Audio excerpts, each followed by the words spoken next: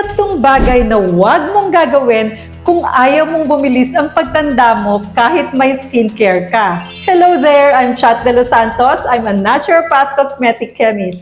Una, hindi kumpletong cleansing. Marami pa rin ang natutulog na may leftover sunscreen, makeup, or pollutant sa skin. These particles cause oxidative stress and inflammation. Ito ang silent factor na nagpapabilis ng aging.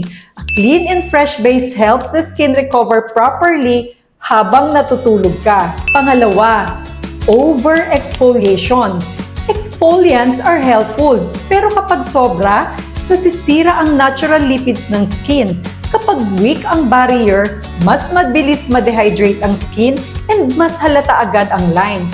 Think of it like over-scrubbing a delicate surface, nagiging mas fragile. At pangatlo, hindi paggamit ng sunscreen. Kahit gaano pa kaganda ang serums mo or any skincare products mo, once na-expose ka sa UV without protection, collagen breakdown happens faster. UV exposure still the number one reason bakit ang bilis ng skin aging. If you want a real slow aging effect, start with these simple corrections.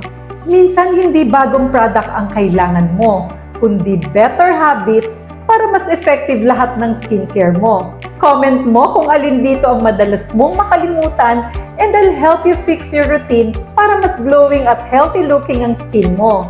At kung gusto mo ring mag-start ng sarili mong skincare brand, message mo lang ako and I'll guide you step by step.